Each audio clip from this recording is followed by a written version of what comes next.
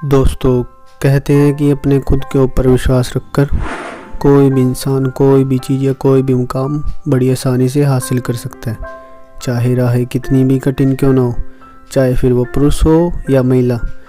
और इस बात को सच साबित कर दिखाया है ई कॉमर्स की दुनिया में कैश करो के फाउंडर स्वाति भार्गव ने। इन्होंने महज कुछ ही समय में भारत की सबसे बड़ी दूसरी ई कॉमर्स की दुनिया में कैश करो कंपनी खड़ी कर दिखाई है। तो हालांकि आज देखा जाए तो कैश करो को सफलतापूर्वक काम करते हुए महज कुछ ही साल हुए हैं और साथ ही साथ इस समय स्वाति भार्गव की कंपनी में 500 से भी अधिक निवेशक इनकी कंपनी को फंडिंग कर चुके हैं। लेकिन शुरुआत से लेकर आज तक स्वाति ने जिस जज्बे और जुनून से काम किया है, यह उसी का ही नतीजा है और इससे भारत की महिलाओं में भी एक नई उम्मीद जागृत हुई है कि वे भी स्वाति भार्गव की ही तरह एक अच्छी लीडर्स और एक अच्छी बिजनेस वूमन बन सकती है। और आज इनकी कंपनी पूरे देश में छाई हुई है और आज रोज़ाना 1 मिलियन से भी ज़्यादा ट्रांजैक्शंस हो रहे हैं और साथ ही साथ करोड़ों रुपयों का भी कैशबैक दिया जा रहा है। और आज इसके समय में ई कॉमर्स की दुनिया में कैश करो ने अपना नाम फोर्ब्स की लिस्ट में भी दर्ज करा चुकी है। तो चलिए दोस्तों, आज की इस वीडियो में हम जानेंगे कि किस तरह एक लंदन ऑफ इकोनॉमिक्स में पढ़ने वाली स्टूडेंट के द्वारा शुरू की गई देश की यह कंपनी आज इस मुकाम पर पहुंच चुकी है।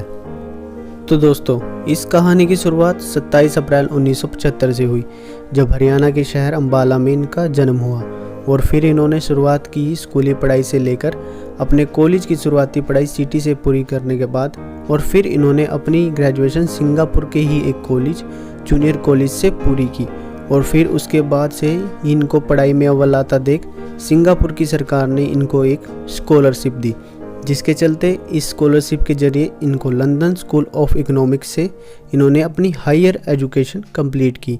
और वहीं पर इनकी मुलाकात रोहन से भी हुई, जो कि इनके साथ ही कॉलेज में थे। और हाँ, अब हालांकि रोहन इनके ना सिर्फ एक जीवन साथी हैं, बल्कि पोरिंग पाउंड्स और cashkro.com के सह संस्थापक भी हैं और स्वाति को प्रेरित करने वालों में प्रमुख रोहन है। तो दोस्तों, स्वाति कहती हैं कि इस तरह मैंने जब अपनी हायर एजुकेशन ख़त्म करी और एक अच्छी जॉब शुरू करी, तो वहीं उन्होंने जॉब करने के साथ साथ देखा कि इंग्लैंड और भारत में दोनों जगह के लोग बचत करने पर यकीन करते हैं। और वह कहती हैं कि एक ऐसा ही बिजनेस वह करना चाहती हैं जो एक नए आइडिया पर आधारित है। और इसी विचार के चलते स्वाति ने अपना जॉब छोड़ दिया। और यह कहती हैं कि जब मैंने यह डिसीजन लिया तो यह सुनकर मेरे कुछ दोस्तों को आश्चर्य हुआ और मुझे खुद को लगा कि जो मैंने डिसीजन लिया है वह सही भी है या नहीं। और वहीं बचत के आइडिया को लेकर इन्होंने देखा कि यूके में कैशबैक का कॉन्सेप्ट काफ़ी अच्छा है और उन्होंने इस समय यह सब देखकर कैशबैक का बिजनेस शुरू करने का डिसीजन लिया।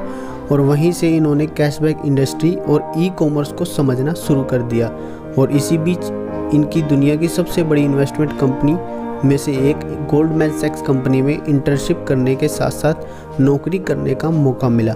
और वहीं पर इन्होंने ना सिर्फ सीनियर मैनेजमेंट के साथ काम करना सीखा, बल्कि क्लाइंट मैनेजमेंट के गुण भी इन्होंने सीखे। और फिर 4 साल गोल्डमैन की इंटर्नशिप में काम करने के बाद इन्होंने वह नौकरी छोड़ी और एक पोरिंग पाउंड्स नाम से यूनाइटेड किंगडम में अपना पहला बिजनेस शुरू करा। और इस कॉन्सेप्ट से इनको अपना पहला निवेश ब्रिटेन के इन्वेस्टर से 5 करोड़ का और फिर क्लायरी कैपिटल से 25 करोड़ और वहीं रतन टाटा जी ने भी इनको काफ़ी इन्वेस्टमेंट किया। और फिर स्वाति के इस बिजनेस पोरिंग पाउंड्स को सफल होता देख इन्होंने अपना यह बिजनेस भारत में शुरू करने का फैसला किया। और वहीं पर स्वाति को यह भी डर था कि भारत में एक अच्छी टीम बनाना मुश्किल काम है, क्योंकि यहाँ के बच्चों को सोशल और कम्युनिकेशन स्किल्स नहीं सिखाया जाता और ऑनलाइन बिजनेस में यह सबसे ज़रूरी है। और स्वाति यह भी कहती हैं कि महिलाओं निर्माताओं की यह निजी सुरक्षा और अकेले सफ़र करना बिजनेस में किसी बड़ी चुनौती से कम नहीं। और स्वाति कहती हैं कि कई मुश्किलों और चुनौतियों का सामना करने के बाद इन्होंने एक अच्छी टीम बनाई और भारत में अपने व्यापार के विस्तार के लिए इन्होंने मात्र 48 घंटों में फंड इकट्ठा कर लिया। और वहीं स्वाति ने एक इंटरव्यू के दौरान कहा है कि वह अपने पति रोहन के बिना इतना सब कुछ नहीं कर पाती, क्योंकि हम दोनों एक दूसरे की मजबूरियों और ज़रूरतों को समझते हैं और उन्हें सॉल्व करते हैं। वह कहती हैं कि रोहन टेक्निकल साउंड का वर्क काफ़ी अच्छा कर लेते हैं और मेरा हालांकि इन्वेस्टमेंट और कम्युनिकेशन में काफ़ी अच्छी पकड़ है। हालांकि वो कहती हैं कि हम दोनों से अपनी जिम्मेदारियों के दौरान काम में छोटे मोटे नुकसान हो जाते हैं, पर हम साथ में प्रॉब्लम सोल्व अच्छी तरह कर लेते हैं। और वहीं स्वाति और रोहन ये कहते हैं कि फंडिंग मिलने के बाद से कैश करो ने कभी पीछे मुड़कर नहीं देखा और आज यह पूरे भारत में छाई हुई है। तो दोस्तों, अंत में देखा जाए तो कैश करो की कहानी उन हर एक युवा के लिए इंस्पिरेशन है जो कि अपनी लाइफ में मेहनत और संघर्ष से आगे बढ़ने को देख रहे हैं। और हाँ, उम्मीद करता हूँ कि कैश करो की यह कहानी आपको पसंद आई होगी। आप सभी का कीमती समय देने के लिए दिल से धन्यवाद।